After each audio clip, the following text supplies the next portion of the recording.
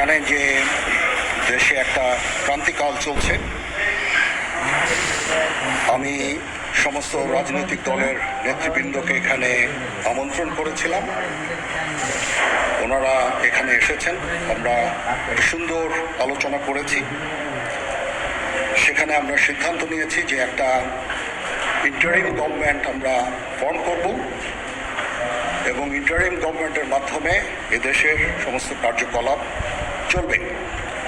আমরা এখন মহামান্য রাষ্ট্রপতির কাছে যাব যে এই ইন্টারিম গভর্নমেন্ট ফর্মের ব্যাপারে ওনার সাথে আলোচনা করে আমরা একটা ইন্টারিম গভর্নমেন্ট ফর্ম করে দেশ পরিচালনা করব। আমি আপনাদের কথা দিচ্ছি, সমস্ত হত্যা, সমস্ত অন্যায়ের বিচার আমরা করব। আপনারা সেনাবাহিনীর প্রতি আস্থা রাখেন, সশস্ত্র বাহিনীর প্রতি আস্থা রাখেন।